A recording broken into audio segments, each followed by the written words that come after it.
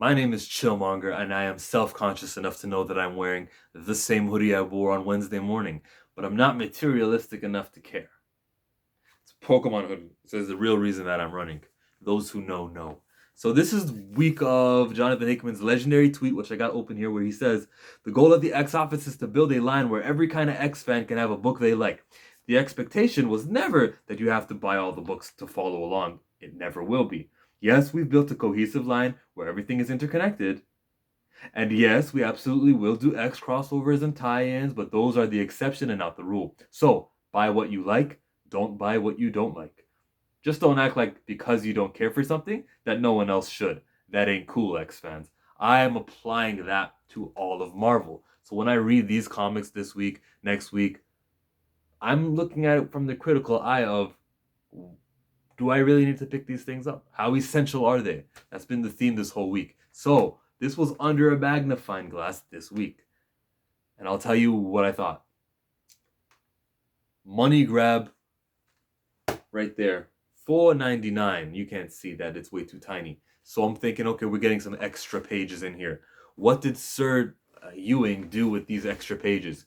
Well, there's a 2-page spread inside that says Guardians of the Galaxy. Cool how it's right in the center with the 2 staples. But it was 2 pages that were used.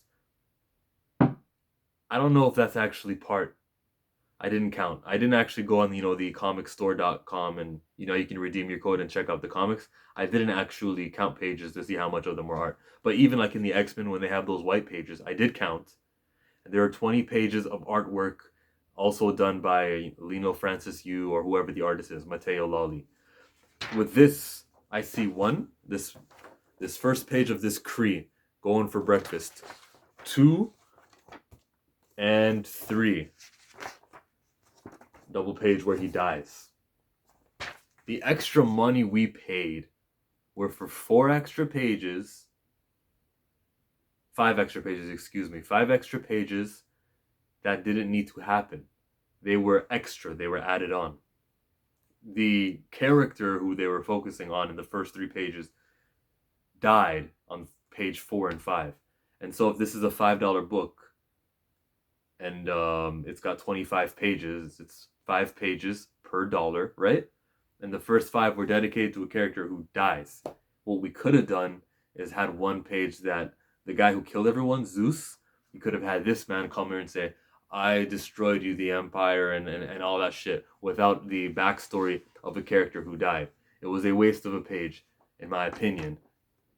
It's not just even an opinion. It's pretty objective. That's why he got to throw in his Star Wars joke about parsecs. It's like, yeah, these pages don't mean shit anyways. I actually had a 20-page plan. That's probably how these writers and authors of comic books think. They think in 20-page increments. And he's like, oh yeah, it's $5 book this time. You want me to write more? Okay, sure. I'll do the story. I'll tack it at the beginning of the story where there's this person living in the Kree Empire. He'll die, and maybe the readers will have an emotion to it. So I guess there is a bit of a purpose, but it's added. It could be done without. They're doing the same with Wolverine next week. It's going to be an $8 book. And how do they advertise it? They're going to have 2 stories. You're going to have 2 stories? What? I thought when it was an $8 book, when I signed up for this shit 2 months ago, when you pre-order, when you subscribe to your pull list, you go, oh, $8 book. It'll be a mega story. No. Ben Percy was thinking in 20-page increments. He's like, I'll do this. Oh, we're doing 2? Okay, give me another artist and we'll do this. It's really transparent because they know how number ones pay. Like, they make money. So Al Ewing, second best Ewing at writing out Marvel. Eve Ewing did it too in her Ironheart. Her issue number 1 was kind of the story stops and then it continues elsewhere. But it wasn't like a 5-page thing. It was like the first part was about 15 pages. The second part was about another 10 pages. What was I going to say here? So we begin with the Guardians respecting the previous Guardians lore. This respected Avengers No Road Home. This paid honor and homage to the Annihilation Scourge thing that just happened right now. This was referencing a lot that's happening in Marvel. More than I mentioned, like the New Mutants and what's happening with the rumors that the Shi'ar Empire are trying to overthrow their king. Like this man is a continuity king. There's a reason why they give Ewing Incoming and Marvel 1000, and I'm sure he's working on something next. He's building a story, and he gets it as a writer. He understands everything. Respects a lot of characters here. You know how many superheroes I saw in this comic book that use their powers? How many villains properly use their powers? Even those people, there was the Boundary, there was Nike. No, Nike is speed. No, Nike is victory. Victory is Nike. I wonder, is there a trademark for Nike? Zeus, I'm sure everyone can use. Hercules, everyone uses. But Nike, I don't know. Athena, that was Ember Moon, the wrestler. Ember Moon's nickname before she wrestled for WWE, where they got to trademark everything, was Athena, wasn't it? I'm asking you now. Oh, Marvel Boy over here. They said since we got another Novar on the team, we're gonna call me Marvel Boy. Too many Marvels. This was the straw that broke the camel's back. Marvel girl, Ms. Marvel, whose name I just pronounced correctly. Ms., not Miss. Captain Marvel. Did I say Blue Marvel already? Marvel girl. I swear I said those last two already. But now we got Marvel Boy. So the fighting tactics were awesome. There's more to this comic book I feel like I barely talked about. But the whole psychic plan that Moondragon had, it was wicked. How Rocket and both Rocket and Peter decided, yo, we gotta leave this because we are superheroes, or whatever the reason was, made sense. Everyone else is on break. Nova explained how he just died in a comic book earlier. Comic book deaths are a joke.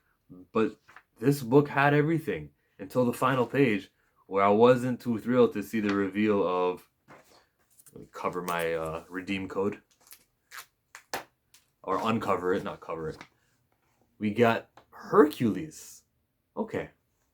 While it's cool that they're repurposing the Greek mythology, I'm Hercules. I'm here to help. Everything's going to be okay. He's got the bomb in his hand. Okay. While it's nice that they're repurposing something, and that's awesome. I'd rather see this, characters that maybe some old fans might still respect and might still like and still buy, and just repurpose them, give them make them new. I'd rather have that than what's happening with Children of the Atom, which is we're making new characters, but they're clones of old characters. No, I would have rather they just took some young mutants who are not being used right now of the crop, working on Sextant on that campus, make a book for them. The quota, the MO in that little write-up that they made in that article was, we're looking for heroes that are from Gen Z, that represent the world around them.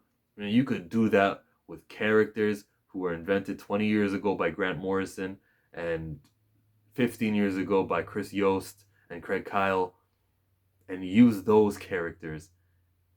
And they already have stuff, they already have a fan base along with them, and repurpose them. So what they're doing here with the heroes of Greek, and some of them are villains because Zeus and everybody, is appreciated. Continuity is appreciated. The fighting was appreciated.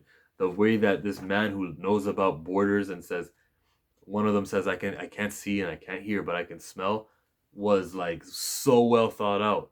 It came through. Smell came through in a comic book. Think about that. Smell. There are certain powers and abilities that just don't work with comic books.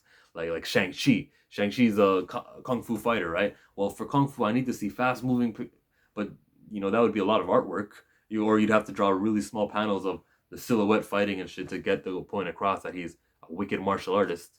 It's not like Captain America where you throw a shield and you can see bounce like from a red line if you're reading the way Ta-Nehisi Coates, not him, he's not drawing it, but whoever is drawing his Captain America, that's a cool power to look on comic books. Spider-Man 2, the way he just flips, you can shoot it, you can film it, you can draw it from an angle where you see the spiderweb coming straight up into the camera. I don't know what the proper word is, but that's cool the way that works. Here with Gamora, though. Gamora is calling it quits. She's probably got plans, or Marvel has plans with her and Thanos or something related to that. So she is off the board. I'm sure she'll join the team eventually. That's the team there. With Nova, who referenced that Sam Alexander and him are the only two left. That had to be a decision by fucking Ewing. I don't remember when they came back. I read Sam Alexander's Nova. That's why I looked over there on my bookshelf where that's collected. But I read that, and from my understanding, there was a bunch of Nova living inside of the helmet, was it? All of a sudden, they were back. And I don't think they all returned in the Nova series. They must have returned in some big event that I'm not sure of. Maybe Secret Wars reset that shit. But that's where I am with Space Marvel. I would say that this comic book didn't wow me. The last page didn't say, Chillmonger, you gotta keep reading. So I'm 50-50 on whether I will keep reading this comic book. That's the review. I think this review sucked, by the way. I was mumbling a whole lot. So full disclosure. But I'm not gonna review it again because I feel like I went too far into it. I'll like stop a review 1 minute in if I'm saying too many ums or diddle daddling. But I got this far and I never redo a review when I get this far.